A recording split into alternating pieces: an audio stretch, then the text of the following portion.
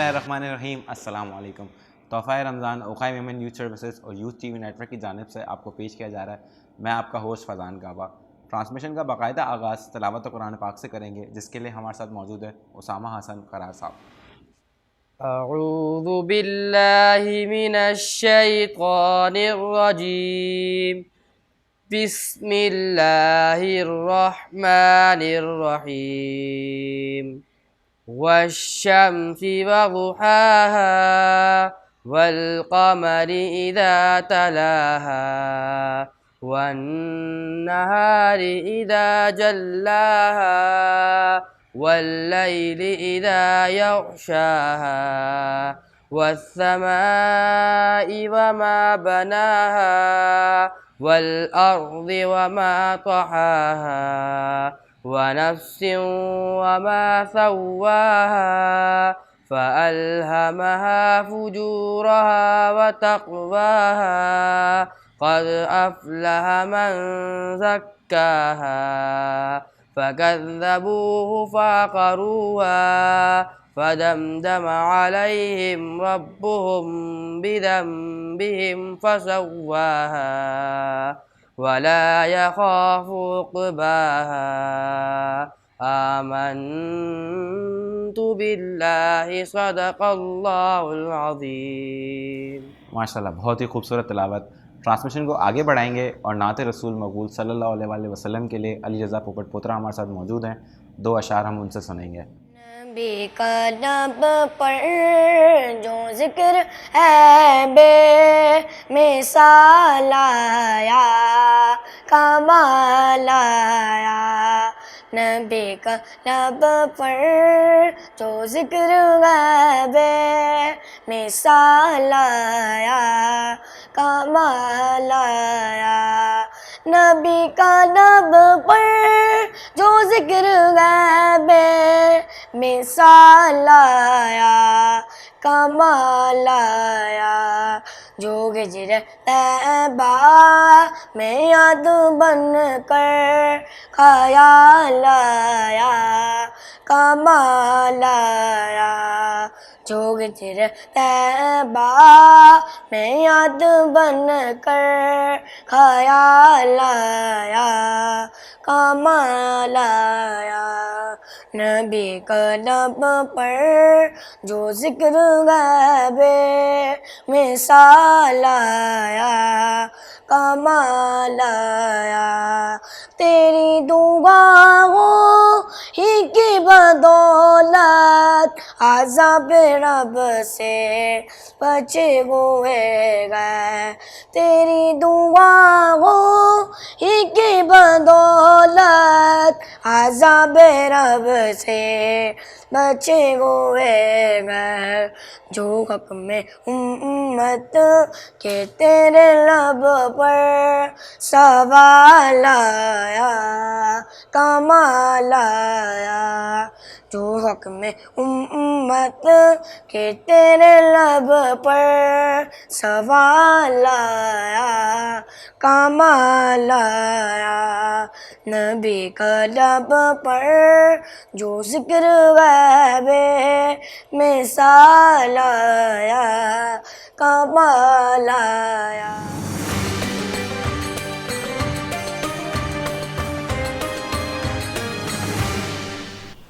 हाजी साहब, ज़कात किन की डीरियानी इन दफ़ा? कोई भी इदारे के जिन जो कम नज़र चुनू है। पांचो भी तो अक्रोदारो आए OMYS ने पहलोग तो बिरादरी तो बनी तो ईश पढ़ियानु ना कुरान पाक में। हाँ, मगर इन लोगों की जो कम डिसाई न थो ना डिसाई भी नहीं। हाजी साहब, असाजो दारो कम भी करे तो ने बदे जी इज्जत नफ्सो ख्याल भी रखे तो ना मारून जो तमाशो बनाई तो ना पोते जे कम जो। OMYS आला तालीम इलाज मुआलजो ज़रूरतमंद लाए राशन करोड़ों रुपया हर साल खर्च करे तो लेकिन चुपचाप जो इनकम जो हक भी आए। इन तरीके से कम करने से अखरो नुकसान ज़रूर थिए तो कम नज़र ना अचनू। लेकिन हाजी साहब, हिसाब किताब तो नज़र अचे तो ना।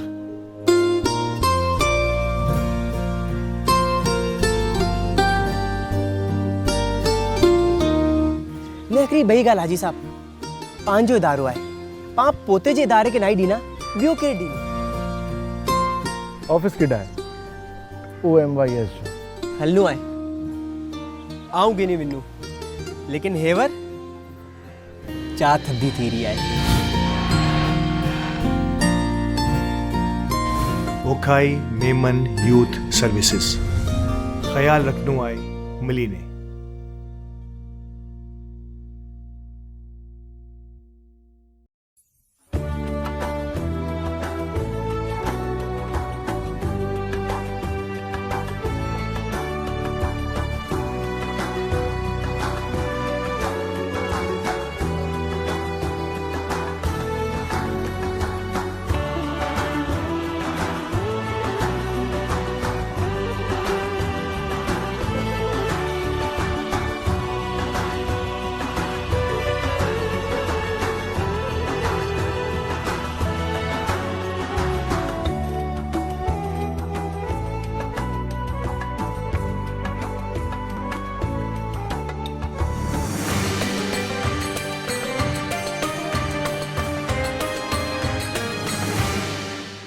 बिस्मिल्लाहिर्रहमानिर्रहीम, खुश आमदीद। तोहफ़ा रमज़ान में मैं आपका होस्ट फज़ान काबा।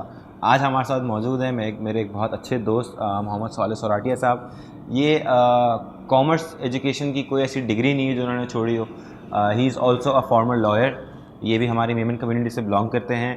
प्लस ये कराची के यंगेस्ट प्रिंसिपल हैं शाह कॉमर्स कोचिंग के, और इनका एक अपना भी इदारा है कोचिंग सेंटर का जो ये मेमनों के लिए चलाते हैं। सालिह साहब, बहुत बहुत शुक्रिया सर आपका आने का, आपने टाइम निकाला हमारे लिए।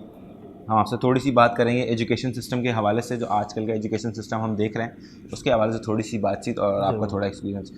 आप माशाल्लाह एक क्रिमिनल लॉयर रहे हैं, जो कि एक बड़ी ख़तरनाक किस्म की फील्ड समझी जाती है हमारे यहाँ, जिसमें बड़े थ्रेट्स होते हैं, बड़े बहुत एक चैलेंजिंग फील्ड है काफ़ी। तो इस एक्सपीरियंस के दौरान जब आप प्रैक्टिस में थे तो क्या आपका एक्सपीरियंस रहा वहाँ पे, कैसे आपका रुझान गया वहाँ पे, और वहाँ से फिर आपने फील्ड छोड़ी क्यों? Fazan, thank you so very much for inviting me as a guest. और आप माशाल्लाह बहुत अच्छा काम कर रहे हैं, बहुत शुक्रिया सर। और ओखाई मेमन जमात, ओखाई मेमन कम्युनिटी बहुत अच्छा काम कर रही है कि एक ऐसा प्लेटफॉर्म दिया है जिसमें लोग जो है वो अपने व्यूज़ शेयर कर सकें। तो ये बहुत अच्छा लगा मुझे कि आपने डिफरेंट लोगों को बुलाया, और उसमें हमें भी इस काबिल समझा कि आप हमें भी बुला सकें। सर आप हमारे बड़े काबिल मोहतरम गेस्ट हैं। So nice of you, thank you. तो आपका सवाल है कि लॉ की फील्ड का दिमाग में कैसे आया। देखें, एजुकेशन से तो मेरा ताल्लुक़ था स्टार्ट से ही, और मुझे ये था कि बस मेरे पास मैक्सिमम सर्टिफिकेट्स और डिग्रीज़ हों, तो उसी रेस में मैं भाग रहा था। तो मैंने स्टार्ट किया लॉ की फील्ड को, और अपना LLB कंप्लीट किया। देन मैंने एज अ क्रिमिनल लॉयर जो है वो अपनी लॉ की प्रैक्टिस से स्टार्ट की। लॉ की प्रैक्टिसेस मैंने तकरीबन कोई 1.5 साल की है। उस 1.5 साल के अरसे में बहुत डिफरेंट एक्सपीरियंसेस थे, और वो एक्सपीरियंसेस नेगेटिविटी पे ज़्यादा बेस करते थे रादर दैन पॉजिटिविटी पे उतना ज़्यादा बेस करते। तो मुझे जो सबसे ज़्यादा जो इश्यूज़ जो हुए वो इस चीज़ से हुए कि आपका ज़मीर मर जाना चाहिए था। अगर वो ज़िंदा है आपका ज़मीर, तो आप काम नहीं कर सकते उस फील्ड में, लॉयर की फील्ड में, क्रिमिनल लॉयर की फील्ड में खास तौर पे।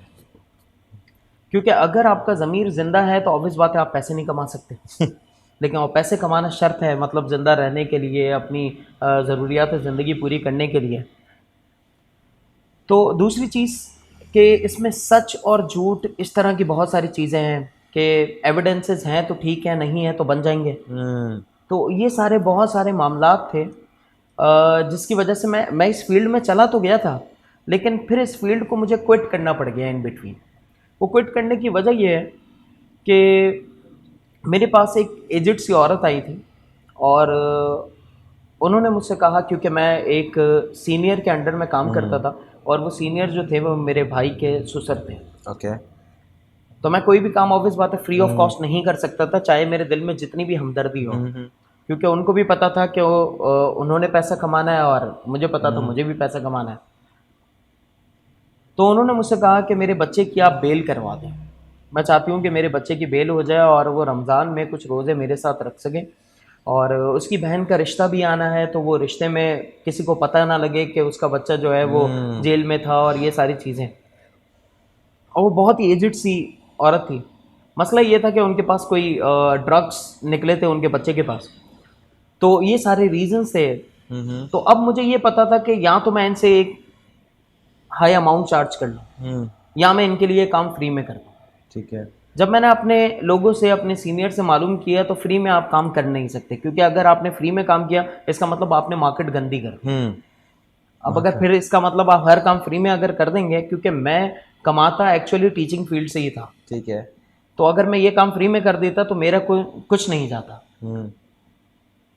तो वो टाइम जो था वो मेरा लास्ट था, और उसके बाद फिर उस फील्ड में मैं कभी नहीं गया, क्योंकि मुझे उनसे पैसे लेने नहीं थे, और बेल करवाना मेरे लिए इतना मसला था नहीं, क्योंकि ड्रग्स का मामला कोई बहुत बड़ा मामला था नहीं। तो फिर उस फील्ड को जो है वो मैंने क्विट कर दिया कि मेरा ज़मीर मर जाए उससे पहले मैं ना मरूं। सही वक्त में आपने सही वक्त में मैं उस फील्ड से क्विट करके वहाँ से बाहर आ गया। चले, बहुत अल्लाह आपको आसानी दे आगे में। अच्छा, आपका जो है काफ़ी ताल्लुक एजुकेशन साइड पर रहा है माशाल्लाह, आपको टीचिंग भी करते रहे, मैंने देखा है आपको माशाल्लाह।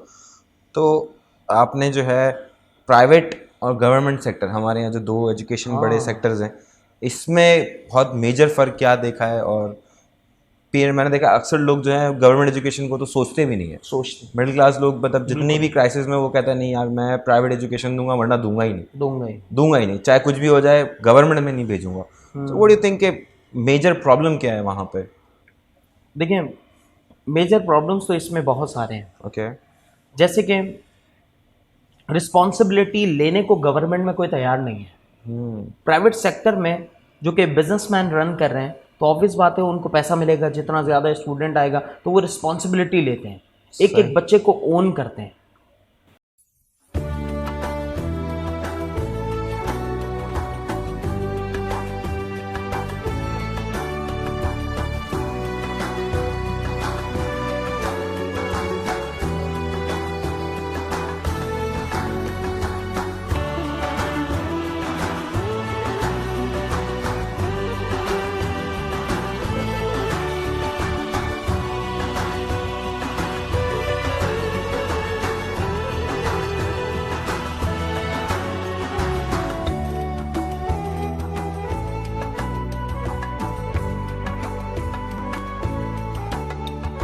पेरेंट्स पूछते हैं ना, टीचर्स पूछते हैं ना, कोई बच्चे जा रहे तो हैं ये घर पे, अलमिया हाँ, है बहुत बस। बड़ा अच्छा, फ्लॉ है ये। Flaw education system overall, I am not talking about any specific और प्राइवेट गवर्नमेंट, उसका प्राइवेट ऑर्गेनाइजेशंस, जो एक ओवरऑल एजुकेशन सिस्टम है हमारे मुल्क का, आपने देखा है किसी हद तक, तो उसमें आपको कुछ लगता है कि अभी भी कुछ फ्लॉज मौजूद हैं और we are on the right track?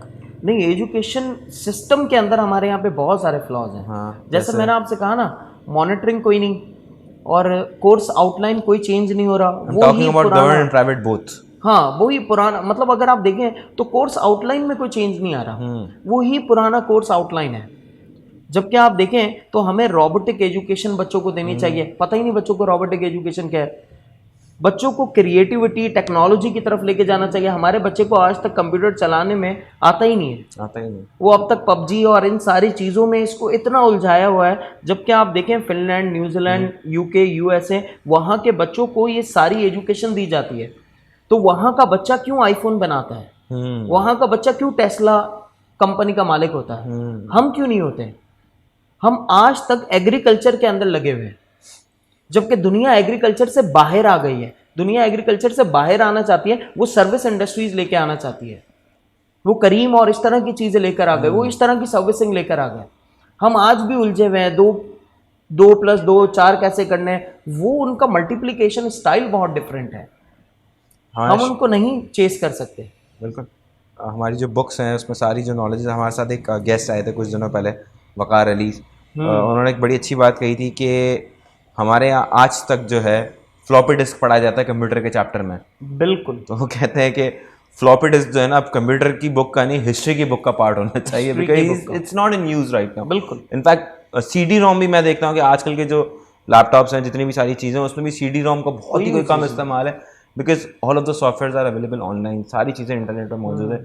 Even मैंने आज तक लोगों के घरों में देखा है कि अगर उनके घर में सिस्टम्स रखे हुए हैं तो उनके घर में इंटरनेट नहीं है, कि भाई क्यों इंटरनेट नहीं, यार बच्चे बिगड़ जाएंगे, यार आप घर में नहीं दे रहे, बच्चा बाहर इंटरनेट यूज नहीं कर बिल्कुल। सकता। उसके पास स्मार्टफोन है बिल्कुल सब है, लेकिन कंप्यूटर में इंटरनेट नहीं कंप्यूटर है। में नहीं है, तो ये मेंटालिटी बड़ी आ रही है। जबकि कंप्यूटर ज्यादा विजिबल है, पेरेंट्स को वॉच करने, पेरेंट्स Easily देख monitor सकते कर हैं, सकते बच्चे हैं को उसे। मॉनिटर कर सकते हैं। फोन कि कहाँ तक पकड़ेगा? फोन आप नहीं कैच कर सकते बच्चे का, क्योंकि उसमें वो क्या कर रहा है। मैं आपको बताऊं अलमिया कि मेरे पास बच्चे एप्लीकेशन लिख कर आते हैं ना, तो मतलब मुझे इतना अफसोस होता है, और ये बताने में भी अफसोस हो रहा है कि बच्चा प्रिंसिपल की स्पेलिंग PLE वाली लिखता है, अल्लाह PAL वाली नहीं लिखता।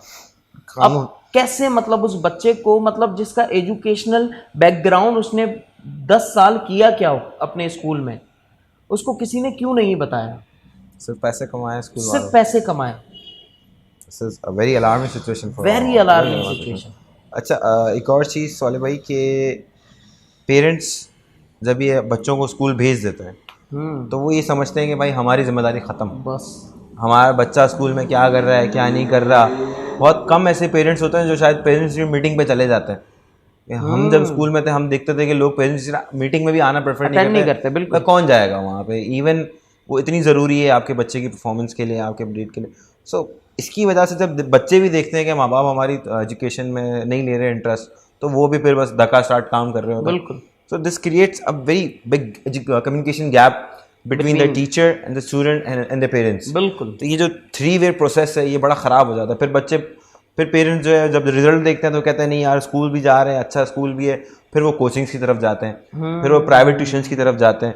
सो वो भी एक बिजनेस है, एक अलग पूरी इंडस्ट्री है। लेकिन व्हाट यू थिंक कि जब एक प्राइवेट एजुकेशन सिस्टम पर आप इतना पैसा लगा रहे हैं, so what should parents do to just cover this gap what they have right now? आपने भी माशाल्लाह कोचिंग सेंटर्स चलाए हैं प्रॉपर तरीके से, आपने देखें कि आपके पास जो बच्चे आ रहे हैं। हमारे यहाँ बेसिकली कॉलेज टाइम पे जो अक्सर लोग आते हैं कि प्राइवेट कॉलेज में एडमिशन नहीं हो रहा था, गवर्नमेंट कॉलेज करा लिया और फिर कोचिंग करा ली, कोचिंग करा तो दोनों सूरतों पे काम चल ऐसा ही गया। है but I have seen people के प्राइवेट स्कूल्स में जाने के बावजूद भी they need private tuitions as well. So what is this gap between them and what do you think that there is a solution for that? देखें, बात आपने की पेरेंट्स के और बच्चे के मसले की, कि पेरेंट्स और बच्चे में इतना कम्युनिकेशन गैप कैसे है। आपको याद होगा आपके बाप दादा फोर फादर्स आपको बताते होंगे कि पहले के डॉक्टर्स ऐसे होते थे कि आंखें देखते थे और सामने वाले बंदे का मर्ज बता देते थे। ना वो हमारे वालिद थे, ना हमारे भाई थे, ना हमारी अम्मी थी, वो ना कुछ थे, सिर्फ डॉक्टर थे, कोई उनसे खून का रिश्ता नहीं था, लेकिन वो आंखें देख के, नब्ज देख के बता देते थे कि आपको मसला क्या है। आज का जो पेरेंट्स है ना, उसका आई कांटेक्ट खत्म हो गया बच्चे के साथ। क्योंकि पेरेंट्स का और बच्चे का आई कांटेक्ट इसलिए खत्म हुआ क्योंकि पेरेंट्स के पास भी मोबाइल है, बच्चे के पास भी मोबाइल है। पेरेंट्स ना बच्चों की आंखों में देख के बात करता है, ना बच्चा पेरेंट्स की आंखों में देख के बात करता है। अगर सिर्फ एक बाप तरीके से अपने बच्चों की आंखों में देख के बात कर ले, उसको सब पता लग जाएगा कि बच्चा कहाँ कहाँ पे वीक है, क्या क्या कर रहा है, वो उसने क्या किया, रात में क्या किया, सुबह क्या किया, दिन में क्या किया, उसको सब पता लग जाएगा। वो स्मोकिंग करके आया नहीं आया, उसने क्या किया, एजुकेशन में उसका क्या, सब उसकी आंखें बता देती है। आप कहते हैं ना झूठ आपकी आंखों से पकड़ा जाता है, तो बच्चे का झूठ जब तक बाप उसकी आंखों में देखेगा ही नहीं तो पता कैसे लगेगा उसको। और बाप के पास टाइम नहीं है, क्योंकि फादर जो है वो बेचारा इतना मजबूर हो गया, वो एक प्रॉपर्टी से दूसरी प्रॉपर्टी बनाने में, तीसरी प्रॉपर्टी बनाने में, अपने एक बिजनेस से दूसरे बिजनेस को सेट करने में इतना बेचारा इंगेज हो गया कि अब उसके पास वो टाइम ही नहीं मिलता कि वो बच्चे से वो कम्युनिकेशन करे। और जब टाइम मिला बच्चे के ग्रो होने के बाद, अब बच्चे के पास टाइम नहीं है, बच्चे के पास क्योंकि वो मोबाइल में और लोगों में इतना एंगेज हो गया, क्योंकि उसको जो अपनाइयत थी ना वो उसको उसकी फैमिली से नहीं मिली, तो उसने वो अपनाइयत कहीं और ढूंढ ली। जैसे मैं देखता हूँ मॉर्निंग में बच्चे आ रहे होते हैं तो बच्चा बगैर टाई लगाया आ गया, हमें देख के टाई लगा लेगा, हमें देख के कार्ड वेयर कर लेगा, हमें देख के मुंह में जो चला रहा है, छालिया चला रहा है, कुछ भी, वो थूक देगा। लेकिन पेरेंट्स उसको, उसके अब्बू बाइक पे छोड़ने आए, उसको नहीं दिखा के छालिया खा रहा है, छालिया खा रहा है, टाई नहीं लगाई हुई, टाई नहीं लगाई हुई, कुछ मतलब आपने देखा ही नहीं उस बच्चे को। आपने अपनी जिम्मेदारी पूरी की कि चलो इस बच्चे को बैठाओ और इसको स्कूल कॉलेज छोड़ दो, इसको इंसान बनाओ। इसको इंसान बनाओ। अब वो सारी जिम्मेदारी जो है वो टीचर्स के ऊपर आयद कर देते हैं कि अच्छी स्कूल में भेज तो रहे थे, मतलब अच्छी स्कूल में भेजते आप 5 घंटों के लिए, 6 घंटों के लिए, बाकी 18 आवर्स वो बच्चा आपकी कस्टडी में है। तो वो 18 आवर्स क्या करता है, उसका जवाब अगर कोई पेरेंट्स दे दे तो मैं उस 6 घंटे का जवाब उस पेरेंट्स को दे सकता हूं कि ये 6 घंटे इसने मेरे पास किया, आप बताएं उसने 18 आवर्स आपके पास क्या किया। उसमें से सैटरडे संडे ऑफ है, तो आपके पास तो मतलब हमारे पास तो अगर आप पूरे घंटों का हिसाब करें तो हमारे पास तो शायद 1 या 1.5 दिन रहता है। बाकी 7 डेज में से वो बच्चा 5 to 5.5 डेज आपके पास रहता है। तो वो क्या कर रहा है, उसमें सोता है तो क्या कर रहा है, उसकी क्या एक्टिविटीज हैं, माँ बाप को पता ही नहीं। माँ बाप कहते हैं हमने इंटरनेट बंद कर दिया बच्चे को सुलाने से पहले। अब आपने इंटरनेट बंद कर दिया, आपने उसको जो पैसे दिए हुए हैं वो उसने पैकेज करवा लिया ऑलरेडी, उसको जो करना है वो कर रहा है। माँ बाप कहते हैं हमने एक सेपरेट रूम दे दिया उसको। भाई सेपरेट रूम तो दिया, क्या आपने एजुकेशनल टेबल और वो सारी चीज़ें उसको लगा के दी कि वो उसका दिमाग बने कि सेपरेट रूम तुम्हें इसलिए दिया ताकि तुम अपनी पढ़ाई को फोकस कर सको। लेकिन इंटरनेट और वाईफाई जरूर लगा के और इंटरनेट और वाईफाई लगा के दे दिया, लेकिन उसको एक टेबल लगा के नहीं दी, उसको एक लैंप लगा के नहीं दिया, उसको वो एनवायरनमेंट बना के नहीं दिया, उसकी शेल्फ बना के नहीं दिए ताकि वो किताबें रखे, उसको पता तो लगे अट्रैक्शन होती क्या। एक अलग रूम दे दिया, बेहतरीन किस्म का कलर करवा दिया, बेड लगा दिया, सारी चीजें, फर्नीचर, सोप, सब कुछ लगा दिया बच्चे को। बच्चा तो उसको अय्याशी समझेगा ना।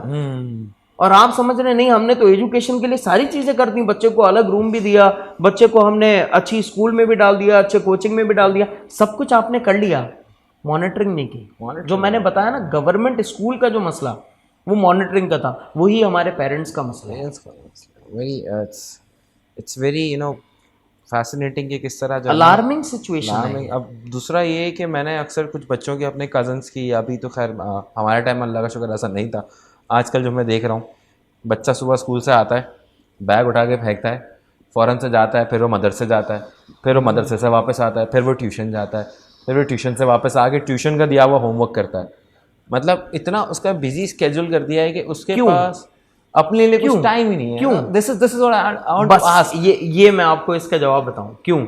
ये मुझे जवाब ऐसे मिला कि पेरेंट्स जो है ना, वो बच्चे के अंदर एक बच्चे को एक रेस में लगाया है। एग्जैक्टली, मतलब रट्टे की रेस में लगाया है, और बच्चे को एक रेस में लगाया कि तुम्हारा कजन देखो क्या कर रहा है, तुम्हारा कजन कहाँ पे पहुंच गया, तुम्हारा चचा का बेटा कहाँ पे पहुंच गया। अब मतलब लिटरली स्पीकिंग ये बच्चा जो है वो एहसास कमतरी में आ गया। एग्जैक्टली, आपने उसको कॉम्प्लेक्स में डाल दिया। अब वो जो कर रहा है वो भी नहीं कर रहा, उसके अपने पर्सनल इंटरेस्ट के लिए टाइम ही नहीं छोड़ता, टाइम ही नहीं है उसके पास। अगर आपको पता है आपने एक अच्छे कॉलेज में डाल दिया बच्चे को, तो आप उसको शाम में खेलने भेजें, बच्चा खेले, उसको किसी एकेडमी में डालें, वो किसी स्पोर्ट्स एक्टिविटी में डालें, कोई बैडमिंटन उसे खिलाएं, उसे आप क्रिकेट खिलाएं, उसको स्केटिंग, उसको स्विमिंग। वो बच्चा जो कि एक पढ़ा लिखा बच्चा भी हो ना, पढ़ा लिखा बच्चा, तो उसको भी ये चीज़ें आनी चाहिए।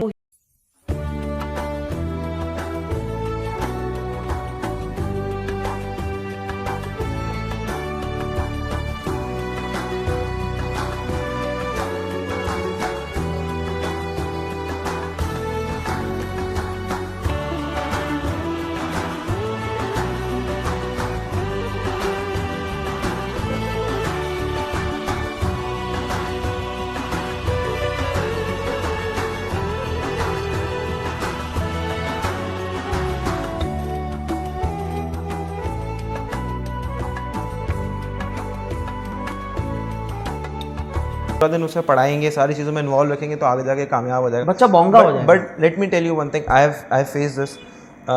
मैं तो बिल्कुल ही ना पढ़ाई से भागने वाला, आप मुझे बहुत अच्छी तरीके से जानते हैं कि मैंने पढ़ाई बस थोड़ी सी करनी है और बाकी सारी चीज़ें करनी है। बट आई फेस दिस कि मेरे ऐसे दोस्त थे यूनिवर्सिटी में, कॉलेजेस में, जिनके ग्रेड्स खतरनाक किस्म के आ जाते, मतलब वहाँ तक जाने का मैं सोच भी नहीं सकता। बिल्कुल, मतलब 3.8 CGPA, 3.9 CGPA, और वो जब लेके इंटरव्यूज़ के लिए जाते थे तो वो रिजेक्ट हो जाते थे। किस बेसिस पे? कि वो ये कहते थे कि भाई तुम इतने पढ़ाकू हो, तुमने सिर्फ इतनी नॉलेज ले रखी है, लेकिन आपके अंदर पीपल स्किल्स नहीं है, आपके अंदर सोशलाइजिंग स्किल्स नहीं है, आप हमारे इदारे में चलोगे कैसे? बिल्कुल, आप अपने कुलीग के साथ कैसे बॉन्ड बनाओगे जब आपने 4 साल यूनिवर्सिटी में किसी से आपने कोई एक सिंगल एक्स्ट्रा करिकुलर एक्टिविटी नहीं की? How would you survive? नहीं कर सकते। In this world that we are living right now, मेरे हिसाब से कि सोशलाइजिंग स्किल्स, दूसरी पढ़ाई ज़रूरी है, आई एग्री, बिल्कुल लेकिन उसके साथ दूसरी चीज़ें भी आपको आना बहुत बहुत ज़रूरी है। ज़रूरी है। या आपकी तो health है, या fitness है, तो इन सारी चीज़ों या के लिए तो ज़रूरी है। पूरी पढ़ाई करेंगे या पूरी फिटनेस कर लेंगे। अब हमारे आप क्रिकेटर्स को देखें माशाल्लाह, दे आधे टीचर, परफॉर्म आधे बटेर।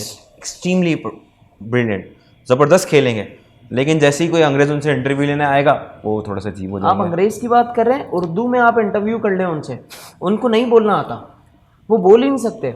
This is what I am talking about कि मतलब या तो स्किल है तो एजुकेशन नहीं है, एजुकेशन है तो कोई स्किल नहीं है। कम्युनिकेशन पे काम क्यों नहीं हुआ? मैं यही तो कह रहा हूँ कि हमारी एजुकेशन सिस्टम में कम्युनिकेशन पे काम होना चाहिए।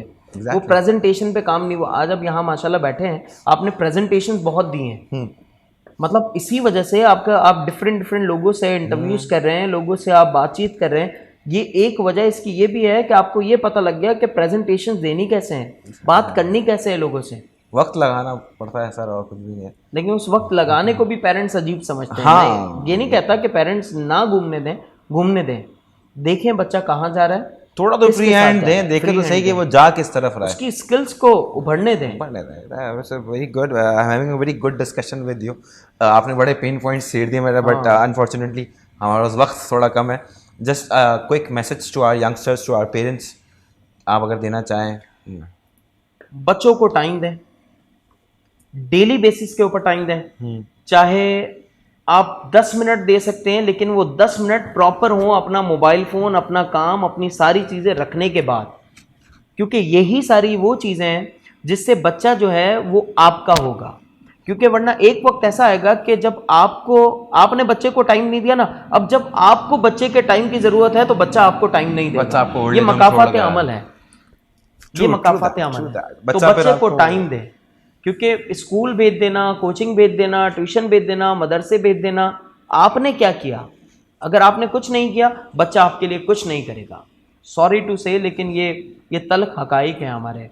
माशा के हम बस अल्लाह ताला से दुआ करते हैं कि आगे आने वाली नस्लों के लिए बेहतरीन मामला हो। अल्लाहुम्मा आमीन। हमारे साथ जुड़े रहने का बहुत बहुत शुक्रिया। थैंक यू सॉले again, thank you so much for this fruitful conversation you had with us. इसी पे हम इख्तिताम करेंगे अपनी ट्रांसमिशन का। इंशाल्लाह आपसे अगली एपिसोड में मिलेंगे। अपना बहुत ख्याल रखिएगा। अल्लाह हाफ़िज़।